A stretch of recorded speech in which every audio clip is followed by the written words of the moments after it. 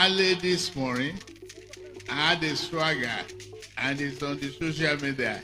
President Bola Tinubu will address the nation regarding the ongoing nationwide protests against poor governance, known as #EndBadGovernance in Nigeria.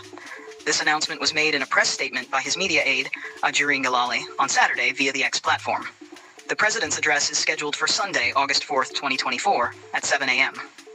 Television, radio, and other electronic media outlets are requested to connect to the network services of the Nigerian Television Authority, NTA, and the Federal Radio Corporation of Nigeria, FRCN, for the broadcast. Igbo Heritage TV reported that for the third consecutive day, large gatherings of residents from various states, including Lagos, Abuja, Kano, Kaduna, Oyo, Gombe, and Edo, have convened in their respective areas to continue the peaceful protests.